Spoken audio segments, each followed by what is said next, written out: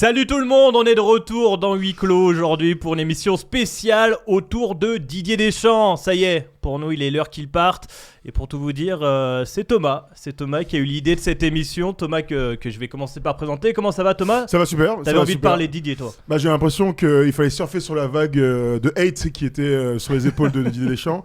Non, on en a juste marre. Donc l'avantage des autres supporters de l'équipe de France, c'est que nous on a une émission pour se plaindre. Donc c'est le bonjour. Ouais, on a une tribune. Et tout à fait. Tribune dont Erwan peut profiter. T'avais commencé à parler de Didier Deschamps dans l'émission Griezmann. Là tu vas pouvoir te lâcher complètement. En fait Thomas parlait de hate. Moi j'ai pas envie d'être dans la hate de Didier Deschamps. Par contre j'ai clairement envie de sonner la fin de la récréation. Honnêtement il a re-signé, il est sur un nouveau cycle qui commence quand même d'une manière où il y a de quoi avoir des inquiétudes. Donc effectivement je vous rejoins et je rejoins j'imagine plein de gens qui aiment cette équipe de France. On en a marre, quoi. Voilà, il faut que ça s'arrête. On vous rappelle que toutes les émissions sont disponibles en podcast sur Spotify, Deezer et autres. Et puis avant de commencer à donner notre argumentaire, pourquoi on a envie de voir Didier Deschamps partir, on va quand même remettre le palmarès de ce monsieur qui est arrivé en 2012 avec l'équipe de France. Donc il arrive en 2012, 161 matchs à la tête des Bleus. C'est un record pour un sélectionneur. 6 tournois majeurs, ça aussi c'est un record. Une Coupe du Monde, 3 finales de tournois, encore un record. Et puis on rappelle qu'il a signé jusqu'en 2026. Il a prolongé il n'y a pas longtemps. Thomas, déjà on va prendre du recul sur le passage de Didier Deschamps. On rappelle que quand il est arrivé, il récupère une équipe de France en ruine. Il a quand même réussi à tout restructurer, le mec. Non, c'est sûr qu'on va pas faire la fine bouche sur ces 12 années de résultats, cette Coupe du Monde extraordinaire, des joueurs qui vont rester dans les mémoires. Je pense à tous les hommes de base de Deschamps, donc de Lloris, Varane, Pogba, Griezmann, puis Mbappé. Si j'en oublie, vous me dites. Non, c'est l'une des plus belles pages de l'équipe de France. N'Golo Kanté, si tu veux. C'est l'une des plus belles pages de l'histoire de l'équipe de France, tu vois, sans aucun doute. C'est juste que les idoles doivent partir au meilleur des moments. Là, on va rentrer dans une page où on va oublier tout ce qu'a fait de bien Didier Deschamps pour finir sur ces quelques années où la frustration s'est mise en avant. Comme disait le grand philosophe Batman, enfin c'est plutôt Alfred qui disait ça, je sais plus, il disait il faut mourir avant de devenir un méchant ou un vilain ou être un héros qui vit assez longtemps avant de devenir un vilain. Vous vous souvenez à la fin de The Dark Knight ? Ok, Frédéric Tadei. Voilà. J'aurais dit Julien Tantier, mais ça marche aussi. Et Deschamps, c'est exactement le truc, la séquence qu'on est en train de vivre. On va tout oublier. Ces 12 années magnifiques pour une fin gâchée par un style de jeu et des frustrations. Moi, je reste persuadé que dans l'histoire, quoi qu'il arrive, il restera comme le meilleur entraîneur, le meilleur sélectionneur de l'équipe de France. Et quoi qu'il arrive. Et après, on verra ce que fera son prédécesseur s'il arrive un jour. Successeur. Mais successeur, c'est mieux. C'est Laurent Blanc. Ouais. Et on sait ce qu'il a fait. Et c'est pas mieux. Maintenant...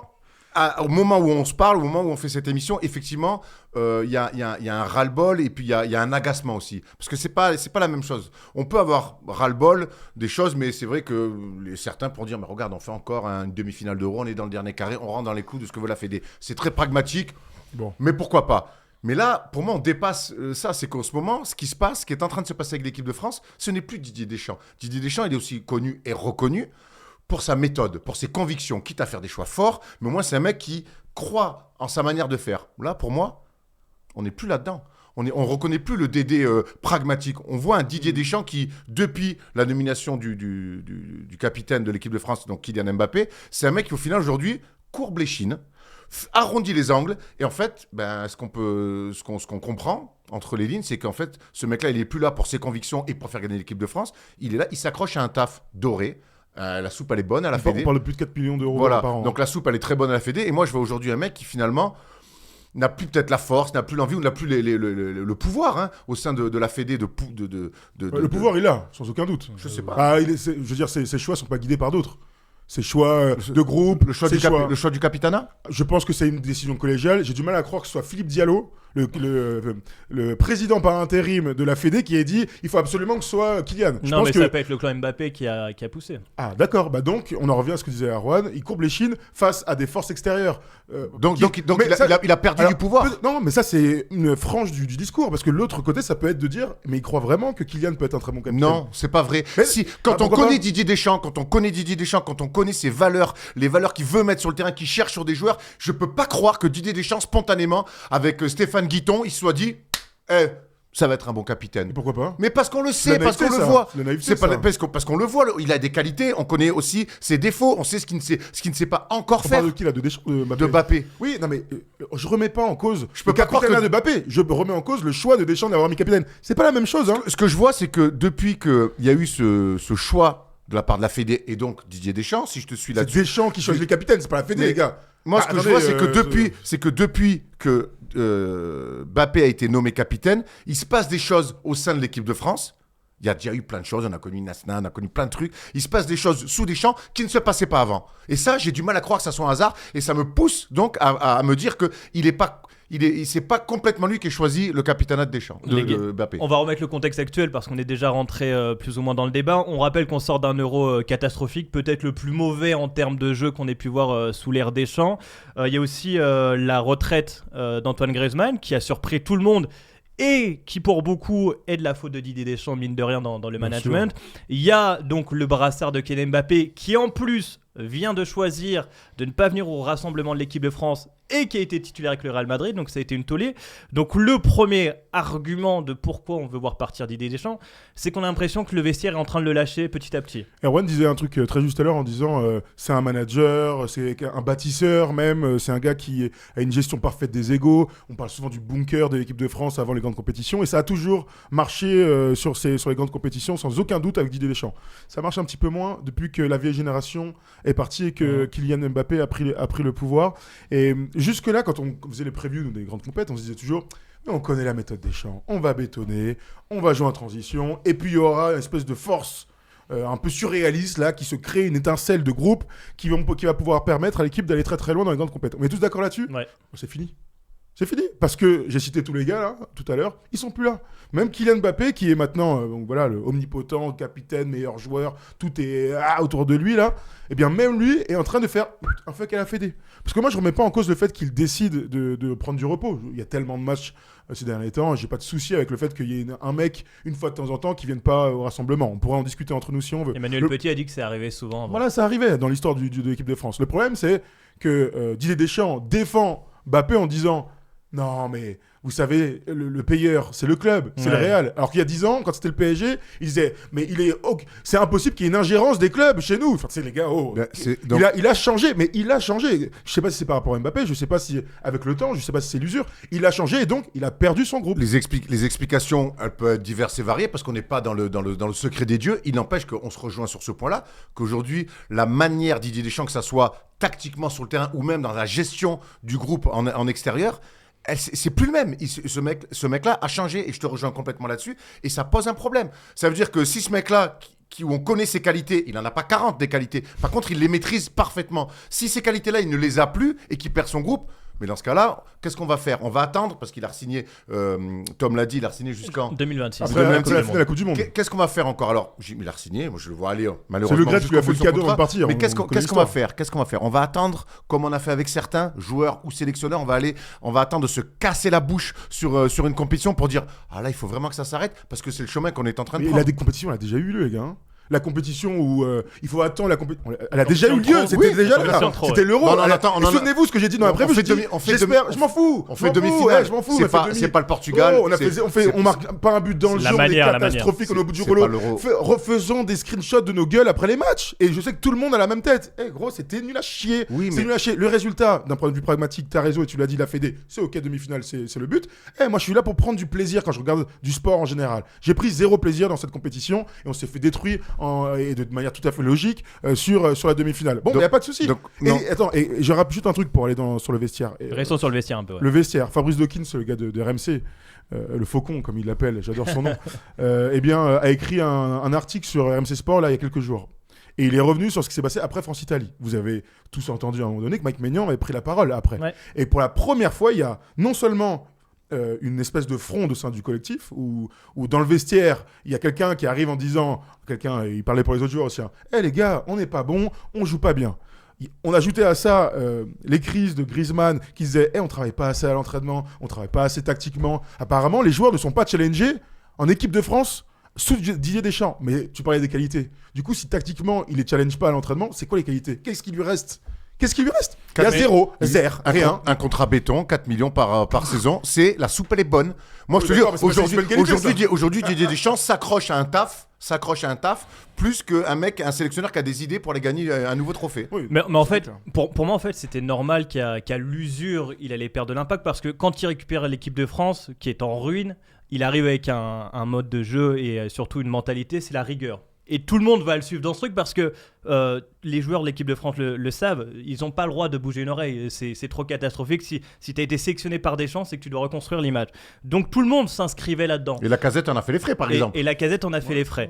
Tout le monde s'inscrivait là-dedans. Bah après, tu fais une finale de l'Euro. Tu es champion du monde 2018. Et bah tout change. Parce que les nouveaux joueurs qui arrivent, les Mbappé, aujourd'hui les Barcola, les Olysée, ils se reconnaissent plus dans ce discours de rigueur. Ils sont une équipe qui a été finaliste, de la Coupe du Monde, qui évidemment fait un Euro de merde, mais ils se reconnaissent plus dans ce discours de on respecte les rôles, on est droit, c'est plus le football moderne ça. Donc c'est aussi l'usure de Didier Deschamps. C'est intéressant ce que tu dis parce que mine de rien, quand tu arrives en équipe de France et que tu dois reconstruire, je pense que c'est pas du tout la même expérience que quand tu arrives dans une équipe de France qui est déjà au top.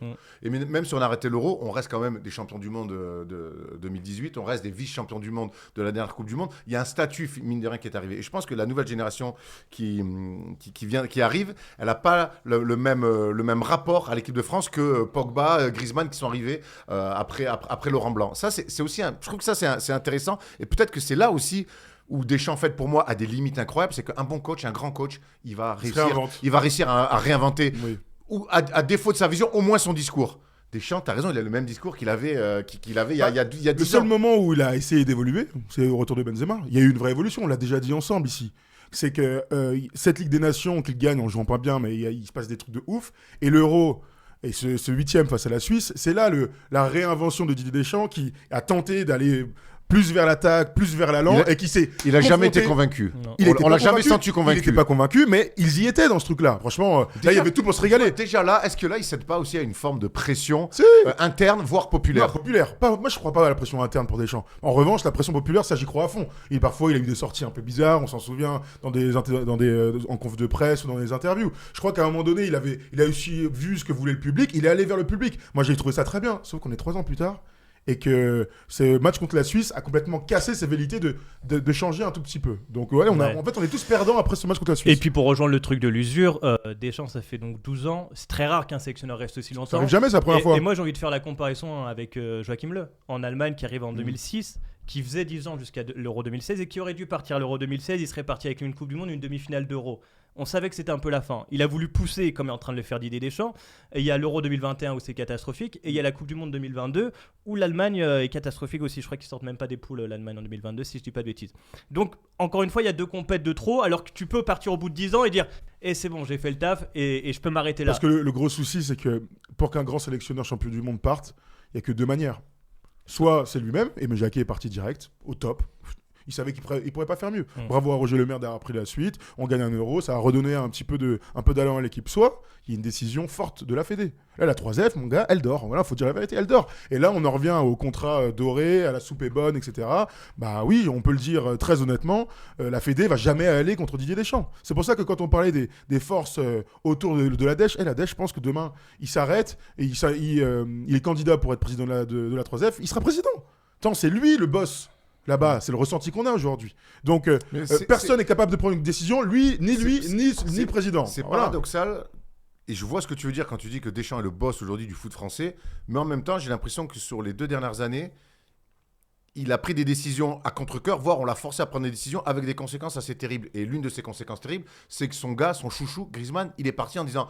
Frérot, merci, mais là, au bout d'un moment, le divorce, c'est je rentre le soir, il n'y a plus personne à la maison, alors que le matin, je t'ai fait un bisou sur la bouche en te disant ce soir. Et ça, quelque part, ça montre quelque part qu'à un moment donné, Deschamps, même avec ses plus fidèles soldats, les mecs, ils l'ont regardé et ont dit « Ah non, je te reconnais plus, c'est plus toi, t'as changé. » Je suis d'accord. Donc, et c'est pour ça que quand tu dis « Venez, on fait une émission pour dire que Deschamps doit partir », t'as raison en fait. Parce qu'on a envie qu'il parte, bravo, grand merci. Grand merci, mais...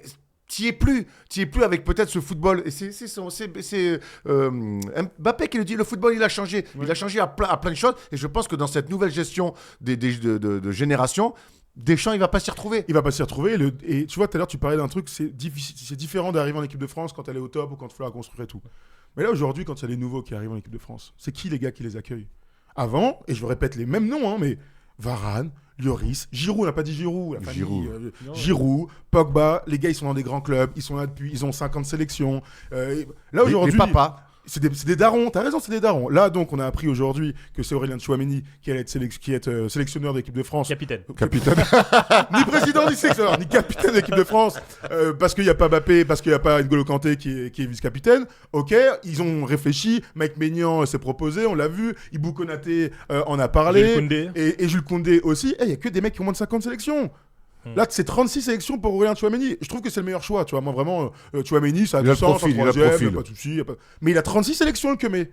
Elles sont où les bases solides de l'équipe de France pour accueillir une nouvelle génération, pour épouser le discours d'un coach, être le relais d'un coach? Là, on n'est plus du tout là-dedans. Ça devait être Griezmann. Oui. Ça devrait être mais Griezmann aurait dû être capitaine, que c'est la pire erreur du monde. Pogba qui va revenir peut-être en équipe de France, mais qui est plus là. Pavard qui est mis sur le côté, ça reste l'un des mecs qui a le plus de sélections. Et apparemment qui est très précieux au sein du vestiaire. Apparemment, c'est un des gars adorés. Lui et Cavaminga, c'est les deux gars. Et Lucas Hernandez, c'est peut-être le plus ancien, mais voilà. Dans tout ce que tu dis, on en revient à la gestion donc de cette fin de carrière en bleu de Griezmann, et les conséquences que ça a. Et t'as raison. Il aurait dû faire deux capitanats dans la grande compétition, clairement. Dans tous les sports, même si sur le terrain peut-être qu'il était moins saignant, mais il y a une équipe de France, ça se gère aussi à l'extérieur, dans les vestiaires, dans l'hôtel, dans la vie de groupe. Et là, en fait, on a oublié tout ça juste pour donner le capitanat à un mec qui en fait veut être tout sauf capitaine.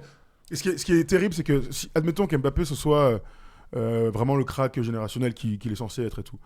Zizou, il est capitaine à partir de 2004. Il fait que 2 compétitions. Il a plus de 30 ans. 2004-2006, basta. Mais c'est qui le capitaine? Avant, c'est Marcel Desailly. Avant, c'est Deschamps. Il part à la retraite, il revient.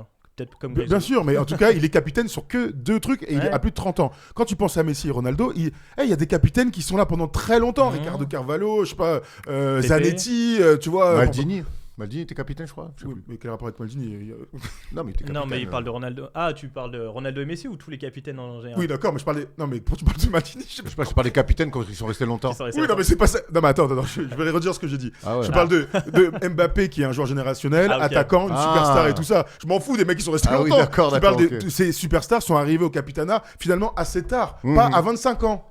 Voilà, Mbappé aurait dû arriver capitaine à 27, à 29, à 31. Et ça, Didier Deschamps, le pragmatique, qui lui a été capitaine de l'équipe, ça, il le sait pas. Il le sait, mais il sait que la seule manière de gagner, c'est, enfin, d'après lui, la seule meilleure manière de gagner après la Coupe du Monde 2022, c'est de dire tout pour Mbappé. Ben, il s'est trompé.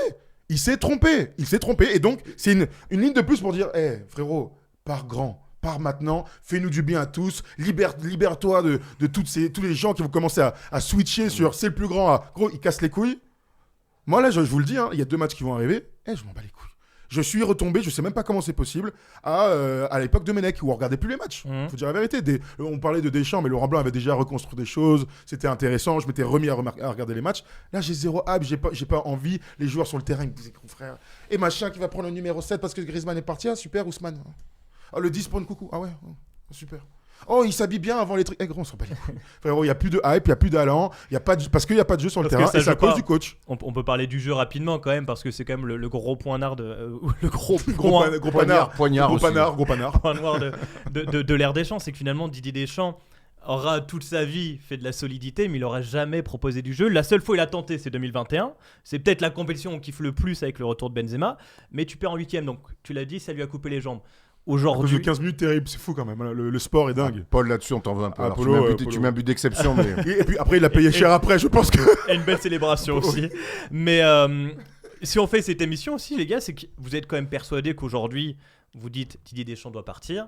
Ça veut dire que dans le jeu, il ne proposera jamais quelque chose qui puisse nous refaire gagner? Attendez, il y a des gens vraiment sur cette planète qui espèrent encore que Didier Deschamps va pouvoir proposer du jeu. Il ne l'a jamais fait. Il a récupéré la Juve en D2, il a bétonné. Il est avec Monaco, il a bétonné. Avec l'OM, il a bétonné. Avec l'équipe de France, Monaco, c'est sympa, le mec, c'est pas l'entraîneur, il bosse dans le BTP, gros. Et aujourd'hui, on va avec Monaco, on a l'impression que ça va être. Non, mais Monaco, d'accord. C'était pas une équipe qui bétonnait, frère. Il avait des joueurs de qualité. Bah oui. Il avait des joueurs de qualité, mais c'est l'équipe qui joue en contre. Oui. Merci, voilà. Donc super équipe. aujourd'hui, on va vraiment croire que ce mec-là, qui, à court d'idées, à bout de souffle, va se réinventer à ce moment-là. Mais jamais il va le faire. Il a la qualité de ses défauts. Voilà. Donc, il va pas, pour moi, il va pas se réinventer. Il se réinventera plus. L'usure, elle est, pour nous, les fans, d'un point de vue de sa communication, elle est aussi pour les joueurs et ce qu'il demande aux joueurs. À un moment donné, Jules Koundé, on a découvert au 3e match de l'Euro qu'il pouvait monter et faire un bon centre. On le savait pas avant. C'est sa 3e compète déjà. Donc, 2e.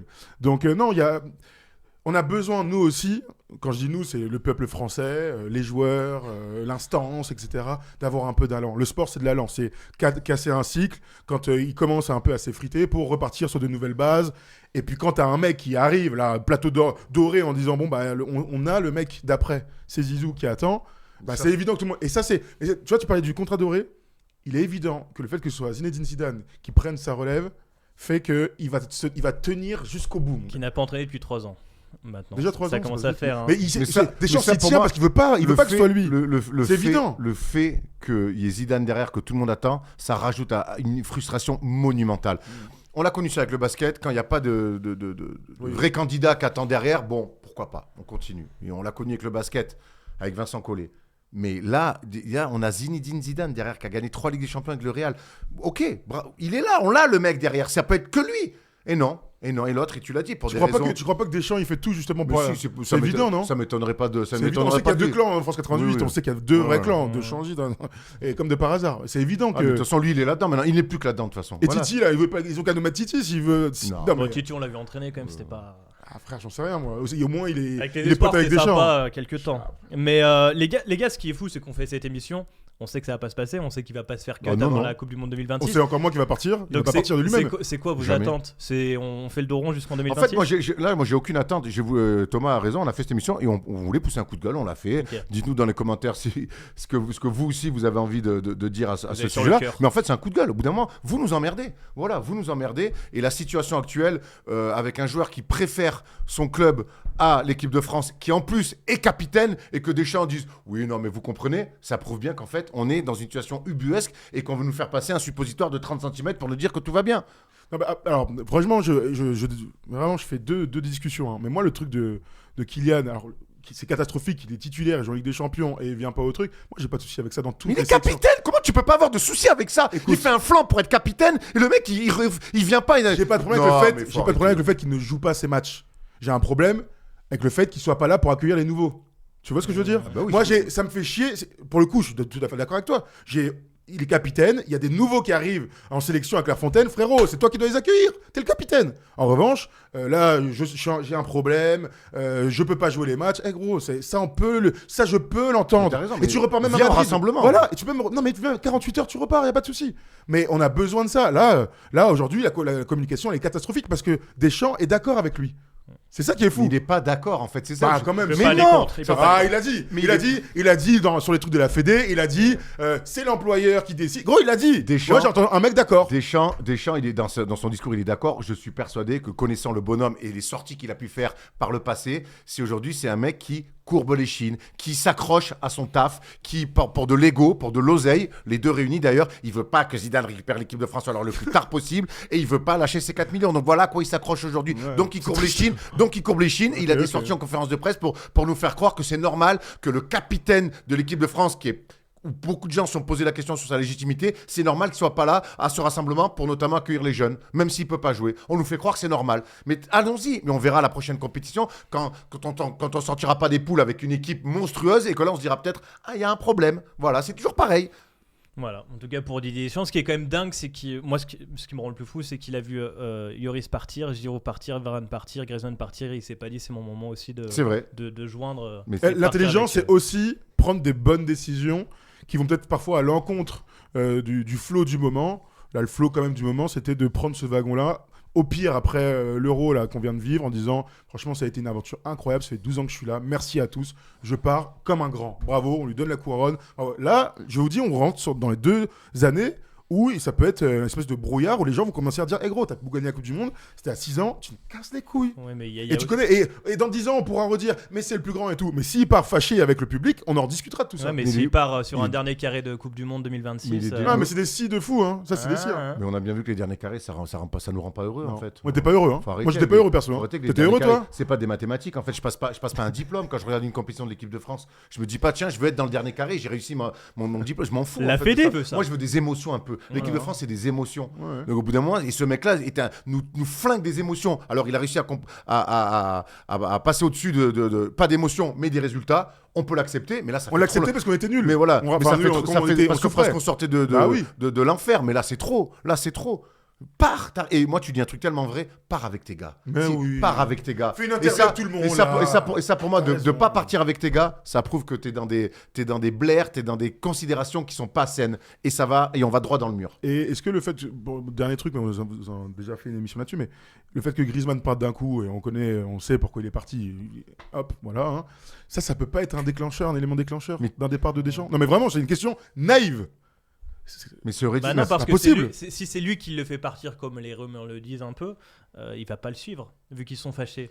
Ah non, mais pour C'est moi, pas question de pour suivre, moi, c'est- Deschamps. Ah, là, pour là, moi, on allait loin pour- quand même. Pour moi, Deschamps, il a abandonné ses gars. Ouais, ça- Donc en bah, fait, clairement, hein, donc en clairement. fait, le truc que Griezmann parte, il va pas se dire ah ouais peut-être que. En fait, il est plus dans son équipe. Il est plus dans son équipe. ok. Il est plus dans son Ouais. équipe. Vous savez, je sais pas si vous avez vu ça, parce que c'est sorti un peu plus tard, mais Griezmann, donc personne ne le savait. Hein. Personne ne savait qu'il allait prendre sa retraite. Personne. Ils ont fait la vidéo dans la journée avec son équipe de com hyper proche, avec sa famille. Sa femme. Tout le monde a dit un peu, mais pourquoi ça sort comme ça? Puis la vidéo, franchement, on aurait pu. T'envoies ça à Jérém, t'envoies ça à Léo. Léo, il t'en fait quelque chose d'extraordinaire. Là, c'était vraiment vite fait.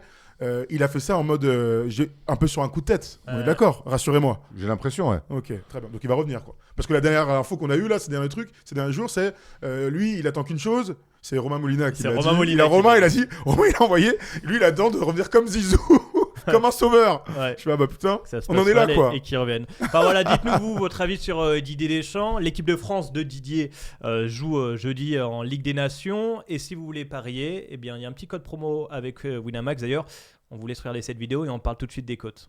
Comme tu le sais, nous sommes soutenus par Winamax, donc viens jouer avec nous sur tes sports préférés. Si tu aimes le foot et que tu as envie de parier sur la Ligue des Champions, ça se passe chez les copains de Winamax. En collaboration avec Wina, nous avons cette offre de bienvenue avec le code FT10 et le lien en description. Lors de ton premier dépôt, tu es automatiquement remboursé jusqu'à hauteur de 100 € et on t'ajoute même 10 balles en bonus. Important, le jeu est strictement interdit aux mineurs et peut comporter des risques, donc on ne joue que des sommes que nous sommes prêts à perdre. Voilà pour vous avez toutes les infos en tout cas pour jouer avec nous sur Winamax. On va regarder les cotes du match contre Israël, qui jouera sur terrain neutre évidemment vu le conflit actuel. Je vais pas vous demander si vous voyez l'équipe de France gagner. Par contre, j'ai mis 4 codes buteurs que je trouve intéressants. Marcus Thuram, qui est actuellement le meilleur buteur de Serie A, Bradley Barcola, Ousmane Dembélé et Michael Olise. Les gars, est-ce que vous pouvez choisir un buteur là qui vous parle un peu contre Israël? Eh ben écoute, moi j'aime bien la cote, ça va faire rire certains. Mais Ousmane Dembélé à 2,40, j'ai envie de la prendre. Voilà, il va avoir des espaces, il va jouer parce que il va être titulaire. Je le vois titulaire et je pense qu'il va marquer Ousmane Dembélé. Voilà. Ok, Ousmane Dembélé, pas mal. 2,50, ouais, là, ok. Ouais. 2,50, je vois que les gens sont très chauds sur Bradley Barcola à 2,15, là, c'est lui. Il est chaud. Ouais, ok. Allez, je dirais Marcus Thuram. Il est tellement mauvais qu'il va bien finir par marquer, non? C'est une drôle de théorie, mais pourquoi pas. Et moi je dis Olise. Un petit but pour Olise. Le Voilà. premier but alors, premier but. Le premier but, Ah, ce serait bien, ça aussi. Le premier but Pour pour Mike. Olise. Michael. Pour Michael, l'anglais français. Voilà, en tout cas, merci à tous de nous avoir suivis lors de cette émission. Donnez bien votre avis sur Didier Deschamps. Est-ce qu'il doit partir? Oui, et pourquoi? Et puis merci les gars, et on se retrouve bientôt Bah bien sûr, là, parler, quand est-ce qu'on va parler de Lyon et de Marseille, là? pour parler de club, ouais, prochainement. Point trop d'infos. Hein. Là, C'est vous parce qu'il y a des faits, Ah il ouais, était comme un dingue. oh, je me rappelle. Ouais, c'était Non, J5, hein. On va être champion. Allez, Parisiens, c'est Je comme ne ça suis- faire des signes je- obscènes. J'ai pas fait ça. C'est Tu l'as pas dit vrai. 3 fois en 3 jours. C'est du second degré, tu le savais très bien. Beau roller coaster. Oh, tu connais très bien, la Allez. saison est longue. Allez, Allez, loin quand même. Hein. Allez. et allez, ciao Didier.